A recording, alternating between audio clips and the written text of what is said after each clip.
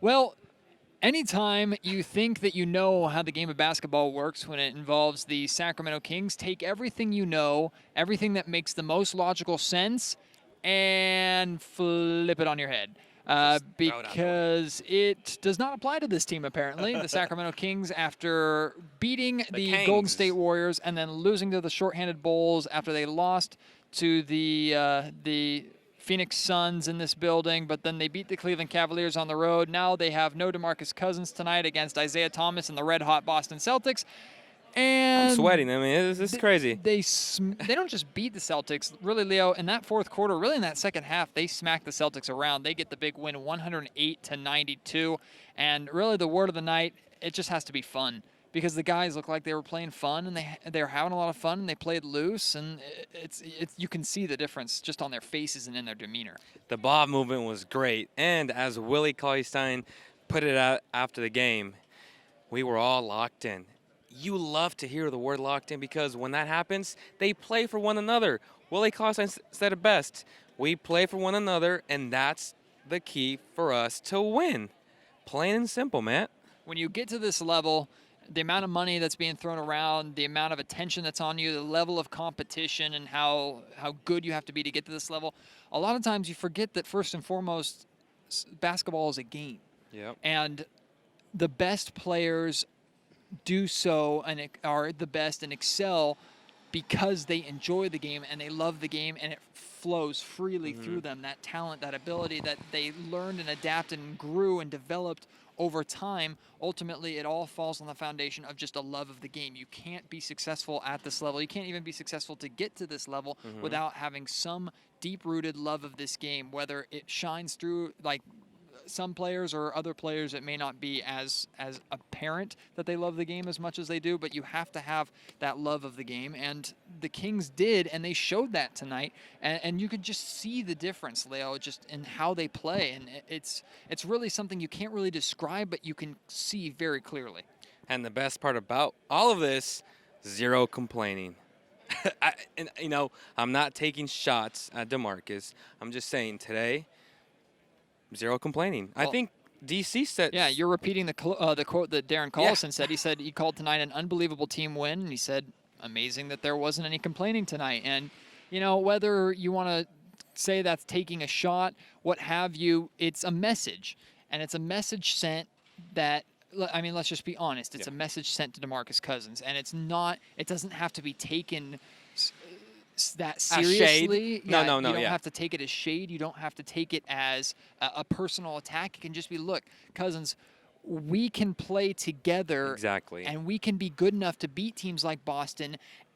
And then if we can add you on top of that and play together with you, who knows how good we can be, who knows what we can achieve. I think that's the overarching message that Collison is trying to send out. And if you are a true leader and a true professional, you won't take that as a negative thing. Right. You will embrace it, accept it, and be the leader that you're supposed to be. DeMarcus Cousins says he is a leader of this team, but yet with a second left, he loses his control, and that's not a good sign. To me, that was selfish. And tonight was a perfect example of an overall team victory, Matt. I love it. I just hope that he learns from this, because I know he was watching at home. Yeah. And if he does learn from this team has a good shot at competing for that 8 seed. The last thing we'll say about Cousins, because this night really isn't about him, but in the grand scheme of things, if he's anything less than damn proud of his team tonight watching this game at home, that says something about his character and him being fit as a leader. And I firmly believe that he is damn proud of his team tonight, just the way they played, how hard they played, the way they played for each other. These kind of games fire you up, especially as a leader, to see this kind of effort and this kind of hustle out of your teammates. So I'm sure DeMarcus is like that. But again, we don't want to focus on DeMarcus because it's really not about him. It's about Darren Collison putting up 26 points tonight and really taking that scoring load. It's Willie Cauley-Stein doing what he does best, being athletic and attacking the rim and rotating on defense. Even Ben McLemore scoring 17 tonight. Everybody stepped up and everybody played hard, played together, and bought in. And that's the first time I think we've seen a complete buying in by the entire roster this season, and it resulted in one of their best games. 50 points from the bench, Matt. The Benchiteers are playing well. They've been playing well the entire season. Whenever they need to go in there and give this team a spark, they have done that. Well, it was good to see Isaiah Thomas back here in Sacramento. Absolutely. He got a phenomenal ovation, and rightfully so, when he entered this building. I actually got to witness an awesome moment. I was sitting actually right here courtside watching Jaylen Brown and the Celtics warm up, and Bobby Jackson comes down from the radio area, which is just up here on top of the stands at the end of the lower bowl. And out comes Isaiah Thomas out of the Boston Celtics tunnel, and the two see each other, and Isaiah's face just lights up, and almost the two don't necessarily sprint at one another, but they jog towards each other, and it ends in just this awesome hug, this awesome embrace. And I think in that embrace, it really tells the story of not just the relationship that Coach Bobby Jackson and Isaiah Thomas had, but just the memories and the fondness that Thomas does clearly have for this city. Not necessarily the people that were running the organization at the time, but the city, its fans.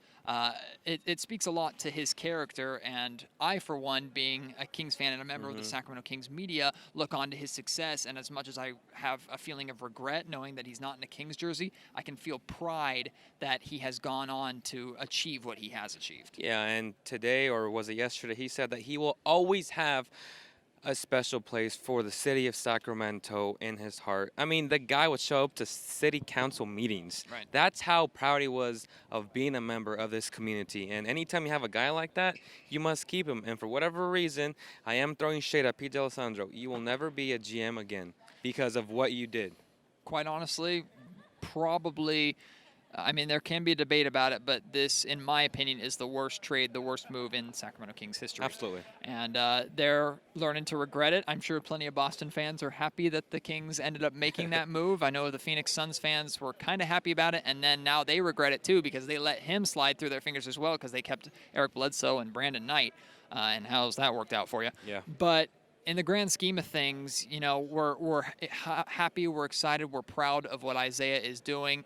Again, it stings knowing that we could have had that kind of development and that production as a member of the Sacramento Kings, because boy, could they use it, especially as a closer and a scorer from the perimeter.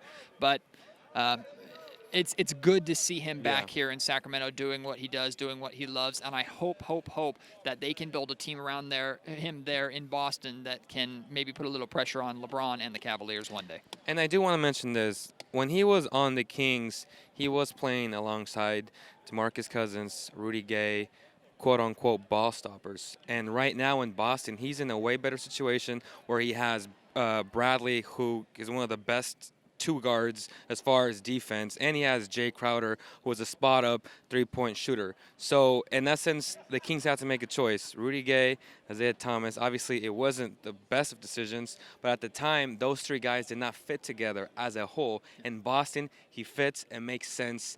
If he gets beat defensively, you have a very good guy who can guard the best opposing point guard. So to me, it's all situational. Basketball is situational, Matt, and right now, he fits with what the Celtics are doing. The Kings' interior defense was really what won this game for them in that second half. A lot of it having to do with Willie Cauley-Stein, who his rotations were just on par tonight, and they respected him as a shot blocker, a rim protector, which is what we wanted him to be and what we expected him to be when the Kings drafted him last season. So it's good to see that progression. And then the Celtics just were not able to knock down their outside shots to help them get back into the game. The Kings did a good job. Dave Yeager mentioned multiple times getting 3 or more stops in a row. That's unheard of for this team, and they managed to do it multiple times tonight, especially in that second half. So it's definitely a good sight to see. But one thing we know for sure, Boston Celtics fans, don't freak out. You're going to be just fine. This team can only really go up, and even they're this good now, and I don't see them getting bad anytime soon, especially with the amount of assets they have in draft picks and in solid talent. And Boston was without Avery Bradley tonight, so that's a big difference. I'll say it like this. The Celtics is a team that is in a perfect position to either get a star or draft a star. I mean, Danny Ainge has done a marvelous job in gaining assets, which is something that I think this team should do. But that's another conversation for another day. And I'm saying with the CK podcast. And if you guys want more insight on the Celtics, listen to the last interview that I conducted with Locked On Celtics host, and I think you guys will enjoy it. Overall, just a very positive, fun, night here in the Golden One Center, something that we can be very, very proud of, something that I know the Kings fans are proud of, the players are proud of. It's amazing the difference in the Kings locker room and in Coach Dave Yeager's press conferences after not just a win, but a win of that magnitude and a win by winning the way that they did. So we're going to sign off for right now. Check out for more information, not just on the Kings, but also on the Boston Celtics. You're going to want to, even if you are a Kings fan, because the Celtics team is fun to watch, check out that interview that Leo was talking about on this week's Cowbell Kingdom podcast. We'll be back next week for the next Cowbell Kingdom podcast. We hope to see you out here on Friday when the Kings take on the Atlanta Hawks. DeMarcus Cousins will be back for that game, at least as far as we know. So we hope to see the same effort and the same team that night that we saw tonight. But until then, for my partner Leo Beas, my name is Matt George. Thank you for watching the Cowbell Kingdom post-game show live here from the Golden One Center. Hi, I'm Leo Beas. Thanks for watching. It means a lot, guys. If you want the latest news in Sacramento, hit the subscribe button below. I'll be waiting.